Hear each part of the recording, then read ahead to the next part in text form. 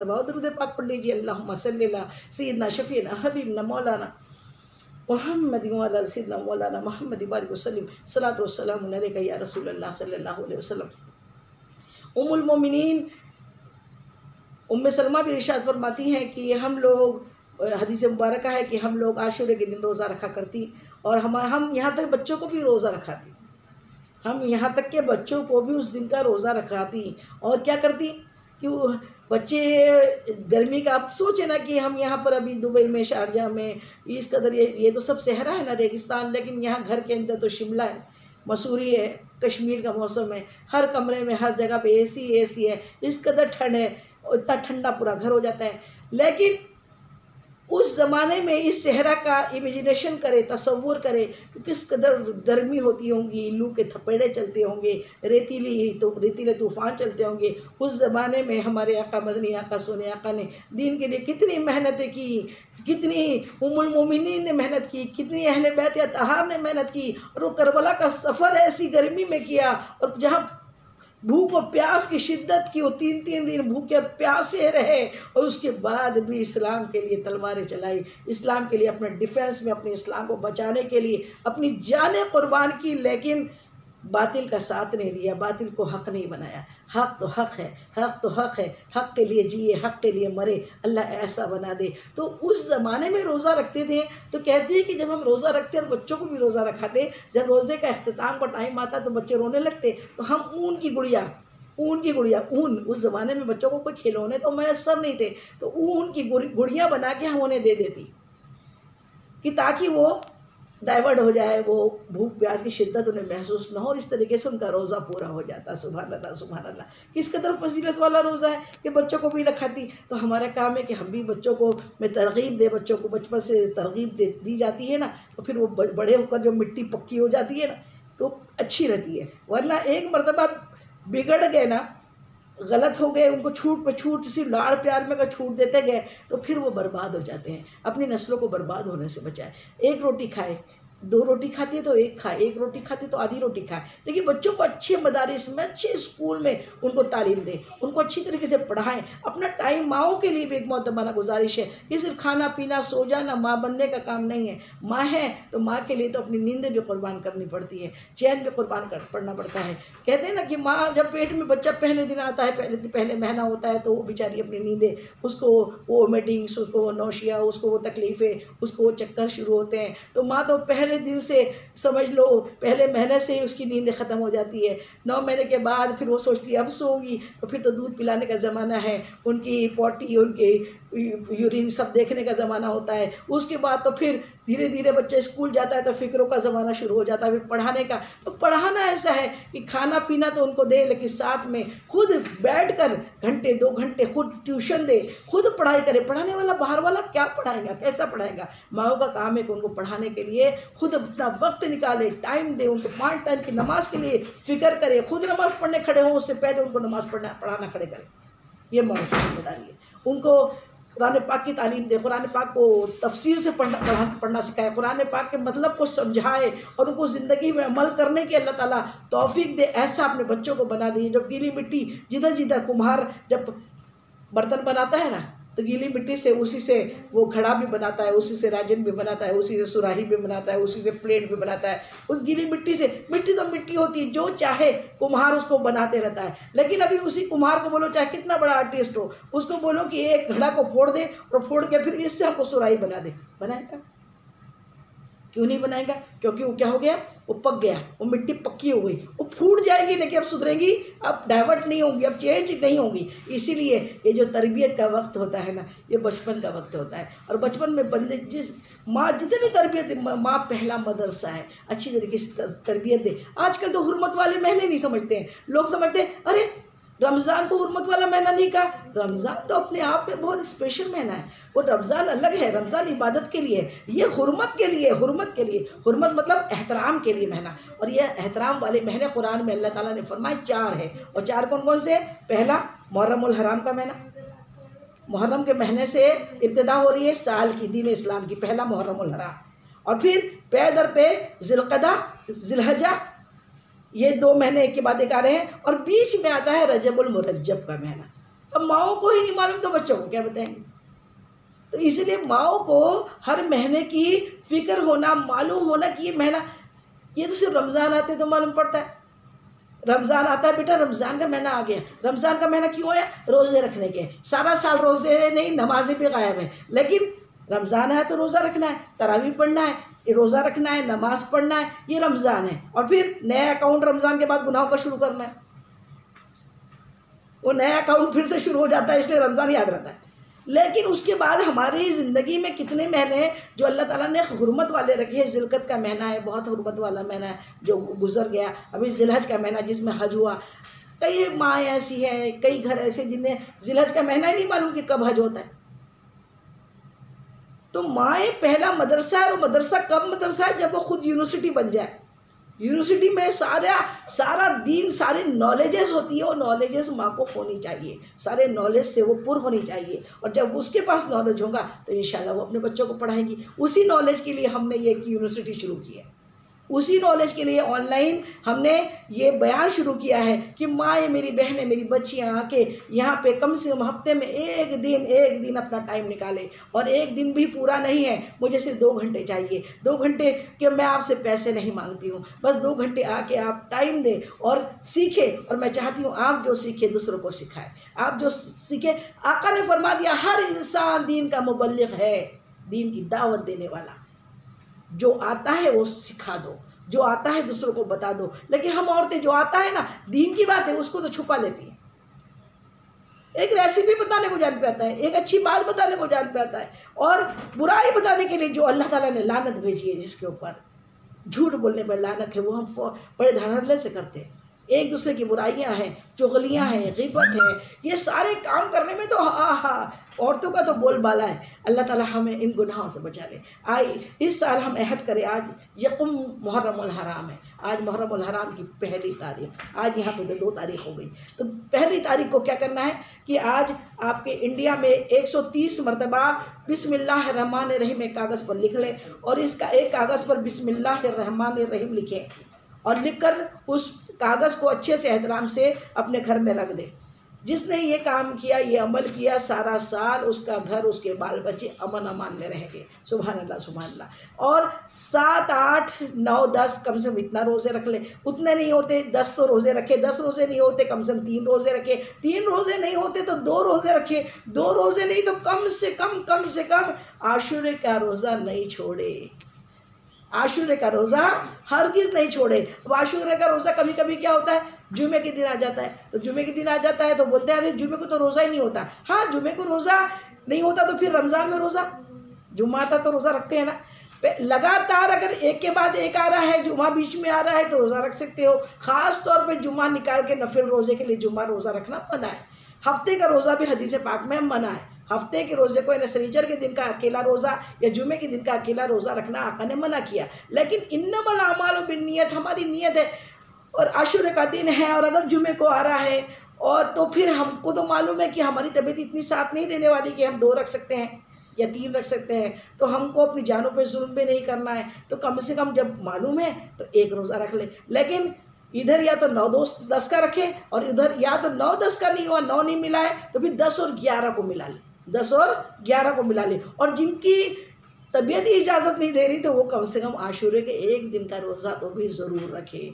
और आशूरे के दिन क्या करें, 10 तारीख को आशूरे के दिन इशराक के बाद, यानी चाश्त के वक्त में 2 रकत नफल पढ़ना है। फिर आशूरे की दुआ है मंसूरे में, वो पढ़नी है, और अपने सारे घर वालों को वो जो दुआ है और 7 सलाम है उसमें वो भी पढ़ना है, और वो पढ़ के सुनाना भी है और पढ़ना भी है, रोज़ा भी रखना है और एहतराम करना है। हमारा जो नया साल है ना, ये क़ुरबानी की याद से शुरू होता है। क़ुरबानी किसकी? 72 शहीद जो करबला के मैदान में इमाम हुसैन के साथ जो शहीद हुए हैं, उन शहादत की वजह से हम इस महीने को गम का महीना करार, हमेशा के लिए गम का महीना हो गया ये।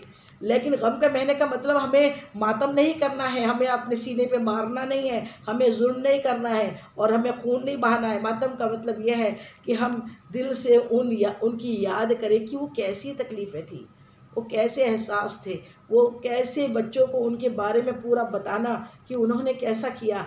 आज आगे जाके आप भी कहीं पैसों के लालच में या रुपया के लालच में और कुछ इनामात के लालच में अपने दीन को मत छोड़ देना। दीन तो दीन है और दीन से बड़ी कोई नेमत नहीं है। अल्लाह के रसूल को राज़ी रखे रहना, चाहे जान चले जाए, चाहे जान चले जाए।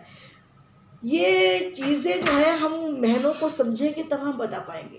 इसीलिए मुहर्रमुल हराम का इब्तिदा, हमारा नए साल की इब्तिदा होती है माह मुहर्रम से, जो क़ुरबानी की वजह से सबसे ज़्यादा स्पेशल हो गया। इसी महीने की 10 तारीख को जो क़ुरबानियाँ हुई, जो शहादत हुई, शहादत से शुरू होता है और क़ुरबानी पे ख़त्म होता है। ज़िलहज क्या है, वो भी हुर्मत वाला महीना, 4 महीनों में से एक महीना, और हुर्मत वाले महीने पे ख़त्म, हुर्मत वाले महीने से शुरू। तो शुरू हो रहा है शहादत से, शहीदी से, शहादत से हमारा नया साल शुरू होता है और क़ुरबानी पे ख़त्म होता है, इख्तिताम होता है। तो फिर बीच में हंगामों की कहाँ जगह है? न्यू ईयर मनाने की, हंगामे करने की कहीं कोई इजाज़त नहीं है। हमें तो उनकी याद करना है और याद करके अपनी ज़िंदगी को उस अंदाज में ढालना है कि हम भी अल्लाह के अच्छे बंदों में, प्यारे बंदों में, नेक बंदों में हम शरीक हो जाए, अल्लाह को शरीक कर लें। इस तरीके से हमें नए साल की इब्तिदा करें और नए साल को अच्छी तरीके से समझ के अपने हर दिन की फ़िक्र करें कि ये दिन सुबह से लेकर रात तक कैसा बीता। आइंदा इस नए साल में हम अहद करें कि रोज़ रात में सोने के वक्त हम अपने दिन भर के अमल, दिन भर के कामों का जायजा करें, मुहासबा करें। रात में हम अपने पेपर को चेक करें। दिन भर में बंदा एक पेपर रोज़ करता है। और ये जगह जो है ना, जगह दिल लगाने की दुनिया नहीं है, जगह दिल लगाने की दुनिया नहीं है, ये इबरत की जा है, तमाशा नहीं है। ये तमाशा बना के रख दिया हमने दुनिया को, हमने ज़िंदगी को तमाशा बना के रख दिया। बूढ़े बूढ़े हो रहे हैं लेकिन अल्लाह का खौफ नहीं हो रहा कि हम तो एक्सपायरी डेट में रह रहे हैं। मेरे आका तो 63 साल में इस दुनिया फ़ानी से कूच कर गए, लेकिन 63 साल ये उम्मत की उम्र है, लेकिन 63 के बाद जो मिल रहा है वो तो एक्स्ट्रा में बोनस मिल रहा है। और बोनस में ये ज़िंदगी का भरोसा नहीं है कि अब अगला दिन हमें मिलता है, नहीं मिलता। अगला दिन क्या, हमारे अकाबरीन ने कहा, हमारे बुजुर्गों ने कहा कि सलाम जब फेरते हैं ना, अस्सलाम वालेकुम रहमतुल्लाह, तो यहाँ से गर्दन इधर आए तक भी ज़िंदगी का भरोसा नहीं है कि दूसरी साइड सलाम हम कर सकेंगे। ज़िंदगी तो इतनी मुख्तसर है और उतनी मुख्तसर ज़िंदगी में हम क्या कर रहे हैं? हमें 24 घंटे मोबाइल है, व्हाट्सएप है, फेसबुक है, टीवी है, और न जाने अगर वक्त मिला तो फिर इसकी है, उसकी है, सब बुराइयाँ हैं। अल्लाह हमें इन बुराइयों से बचा ले। हमें अपने रोज़ के एक पेपर का, जो रोज़ का एक पेपर हमारा सबमिट हो जा रहा है ना, वो आमालनामा कहलाता है। हश्र के दिन वही अमालनामा मिलेगा। अल्लाह से दुआ करें, अल्लाह सीधे हाथ में हमारा अमालनामा हमको नजर, सीधे हाथ में अल्लाह ताला हमें हमारा अमालनामा अता करना। उल्टे में मिलेगा, डावे में मिलेगा, ये जहन्नम में की निशानी है। डावे हाथ से काम करने वाले गौर कर ले, तफक्कुर कर ले कि डावे हाथ से काम को रोके, हर अच्छा काम सीधे हाथ से करे, हर बुरा काम, गलत काम जो बैतुल खला के लिए यूज़ होता है वो डावा हाथ होता है, लेफ़्ट हाथ। लेफ़्ट हाथ से ना लिखे, ना पढ़े, ना लेफ़्ट हाथ से कोई काम करे। अगर आदत रहेगी तो हशर में भी जब अमालनामा मिलेगा तो लेफ़्ट हाथ में मिल जाएगा। इसलिए इस लेफ़्ट को से रोके और लेफ़्ट हाथ से ही नाक साफ़ करे, राइट हाथ से नाक कभी ना साफ़ करे। एक मरतबा इमाम हसन रज़ियल्लाहु ताला अन्हु तो कभी किसी को तनकीद नहीं करते, किसी को बुरा नहीं बोलते, लेकिन देखे कि यजीद एक मरतबा बैठा हुआ था और वो दावे हाथ से के बजाय सीधे हाथ से अपने नाक को साफ़ कर रहा था, अल्लाह अकबर, सीधे हाथ को नाक में लगा रहा था, अल्लाह अकबर। तो आपके सामने वो आपके वालिद को बुरा भला कह रहा था, गलत बोल रहा था, आपने उसका जवाब नहीं किया, रिप्लाई नहीं किया। कोई हमारे माँ बाप को गाली बके तो उससे हमारे माँ बाप बुरे नहीं होते, बोलने वाले का मुँह ही बुरा होता है। ये याद रखो, कोई किसी अच्छे को कुछ बुरा बोलता है ना, तो ये याद रखो, कोई आसमान पर थूके तो क्या आसमान गंदा होता है क्या? आसमान गंदा नहीं होता, थूकता वो है तो थूक उसी के मुँह पे गिरता है। इसीलिए कोई बुरा बोल दे रहा है तो उससे हमारे माँ बाप की ज़िंदगी है, हमारे माँ बाप की हैसियत कम नहीं होती। अगर वो अच्छे थे तो अच्छे ही रहेंगे, उल्टा अल्लाह उनके दर्जात बुलंद करेगा। लेकिन अगर कोई गलत काम करते दिखे तो वो इतना बुरा वालिदैन को कह रहा था तो आपने रिप्लाई नहीं किया, लेकिन जब जैसे ही देखा कि वो सीधे हाथ से नाक में उंगलियां डाल रहा है तो आपने उस गजबनाक हो गए, डांटा, चिल्लाया, ये क्या कर रहा है गंदा काम। तो समझ में आया कि सीधे हाथ से कभी भी नाक साफ न करें, सीधे हाथ को नापाक जगह पर नहीं लगाए, शर्मगाह के पास भी अपना सीधा हाथ कभी ना ले जाए, दावे हाथ का यूज़ करें। तो ये सब हमारा इस्लाम ने बड़ी अच्छी ट्रेनिंग, बड़ी अच्छी चीज़ें हमारे आका ने हमको बताई। उठना, बैठना, खाना पीना, चलना, ये सब कुछ हमें। तो रोज़ रात में जो हमारा एक पेपर होता है ना, तो रोज़ रात में क्या करें। एक बुज़ुर्ग से किसी ने पूछा, एक बुज़ुर्ग थे जो एक गांव के अंदर लोगों को दर्स दिया करते, अच्छी बातें बताया करते, और लोग देखते ही देखते उस गांव के सारे लोग नमाजी परहेज़गार बन गए, अच्छे बन गए, शरीफ बन गए, बिगड़े से सुधरे बन गए। तो एक नौजवान जो था, जो टपोरी किस्म का था, वो रोड के ऊपर 12-12, 2-2 बजे रात तक के खड़ा रहता था। उसको जब पता लगा तो उसने देखा कि वो हज़रत तो बड़ी अच्छी अच्छी बातें बताते हैं, तो अच्छी अच्छी बातें बताते हैं तो क्या करे कि चले मैं भी जाता हूँ और मैं भी जन्नत का कुछ सामान कर लेता हूँ। इसलिए अगर वो मुझे कुछ बता देंगे छोटा सा अमल तो मैं भी कर लूँगा, तो शायद मैं भी जन्नत में चले जाऊँगा। तो वो तो था बिगड़ा हुआ नौजवान, लेकिन उसके भी दिल में आया, अल्लाह जिसको चाहे उसको हिदायत दे दे, तो उसके दिल में आया, पहुँचा और अल्लाह वालों के पास जाके दिलों के नक्शे बदल जाते हैं, दिल बदल जाते हैं, और वो दिलों को ये बड़ी गहराई से वो देखते हैं। वो आँखों को बंद करते हैं दीदार के लिए, उल्टी ही चाल चलते हैं दीवानगाह इश्क। आँखों को बंद करते हैं दीदार के लिए, वो तो आँखें बंद करे करे आगे वाले के दिल की सारी बात समझ लेते हैं। और इसमें हदीस पाक है, अल्लाह वालों की नज़रों से बचो।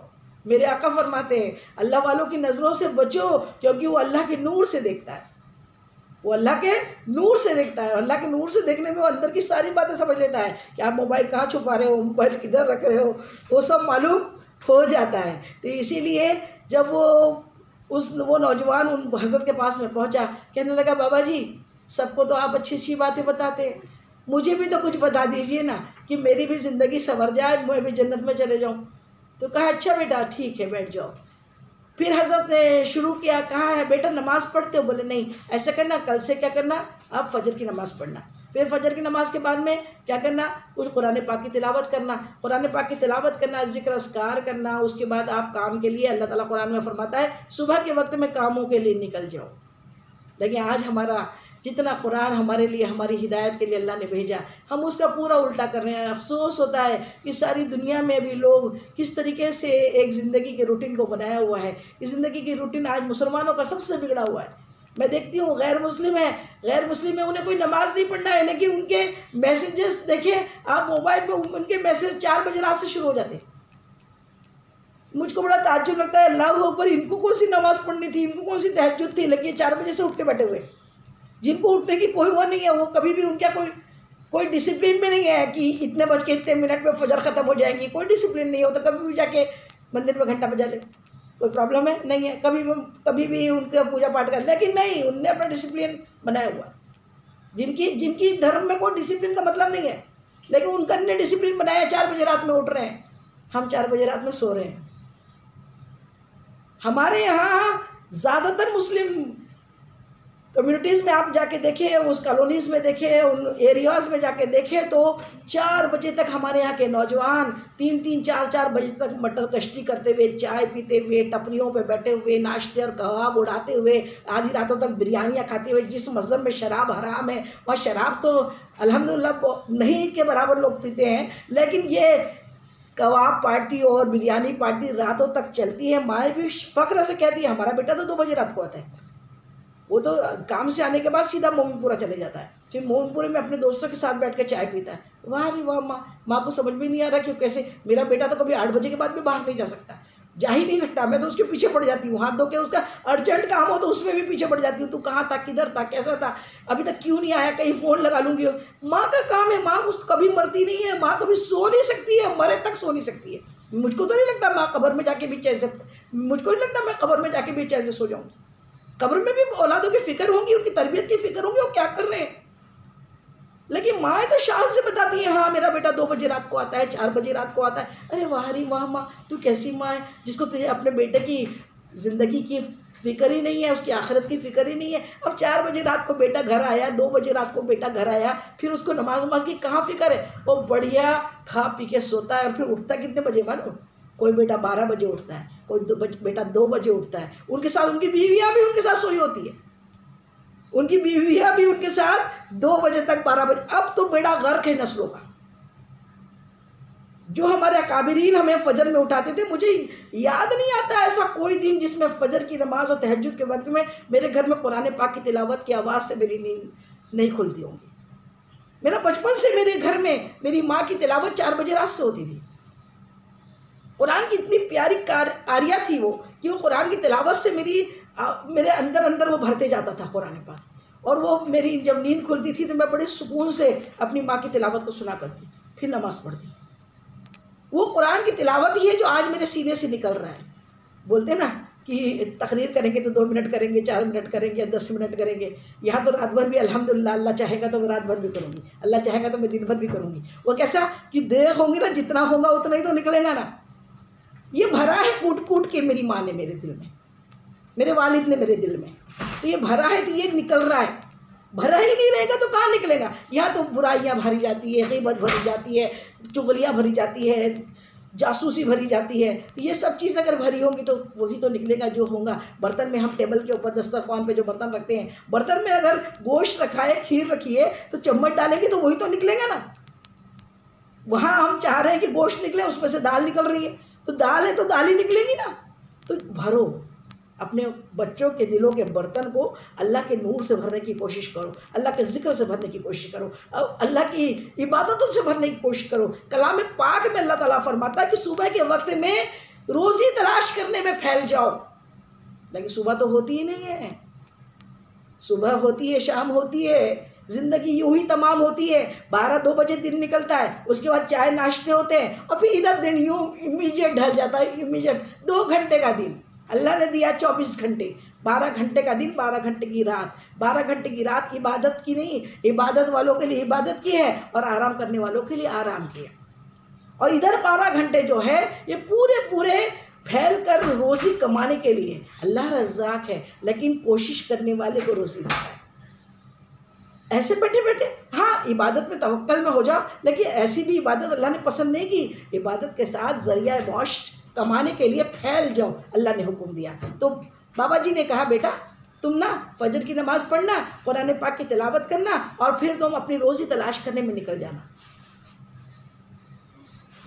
उसके बाद में फिर रोज़ी तलाश, रोज़ी के बाद आधा, फिर कितना अच्छा दीन है हमारा। अगर हम अपने आका के हिसाब से अगर अपनी ज़िंदगी को बना लेना, तो एक सही में डिसिप्लिन वाली ज़िंदगी, एक अनुशासन वाली ज़िंदगी, एक हुदूद वाली ज़िंदगी मिले कि फजर में उठने के बाद, इबादत करने के बाद, चाय नाश्ता करके बंदा अपने रिस्क के लिए फैल जाए। परिंदे कैसे खाली पेट जाते हैं, वो रज़्ज़ाक़ उनका पेट भर के शाम को भेजता है। वो अपने घरों से, अपने घोंसलों से खाली पेट सुबह सुबह उड़ते हैं। कोई परिंदा देखा कि दोपहर में उड़ रहा है? हम अशरफुल मखलूक़ात हैं, उसके बावजूद हम दोपहर तक सोते हैं। जब दिन आधा ख़त्म हो जाता है, 6 घंटे का दिन ख़त्म हो जाता है, 5 बजे, 6 घंटे 7 घंटे का दिन, उसका 12 बजे से दिन शुरू होता है, और 12 बजे से तो इधर यूँ दिन ख़त्म हो जाता है। फिर कहाँ सक्सेस मिलेगी, फिर कहाँ कामयाबी मिलेगी? यहूदी नसारा कहते हैं, सारे इजराइली कहते हैं कि जिस तरीके से जुमे की नमाज में मुसलमानों का हुजूम होता है ना, उतना अगर फजर में हो जाए ना, फिर अल्लाह अकबर, फिर तो मुश्किल है मुसलमानों से बचना। हम मुसलमान हैं, मेयारी ज़िंदगी जिए। बाबा ने कहा सुबह उठना, फिर अपने ज़रिया माश कमाने चले जाना, उसके बाद आना, कैलूला करना। कैलूला किसको बोलते हैं मालूम है आपको? हम तो कैलूला कब करते हैं? असर के बाद। 4 बजे तक तो खाने होते हैं, कभी कभी 5 बजे तक होते हैं। 5 बजे के बाद खाना खाने के बाद कैलूला हम असर के बाद सोते हैं, और असर के बाद सोते फिर मगरिब में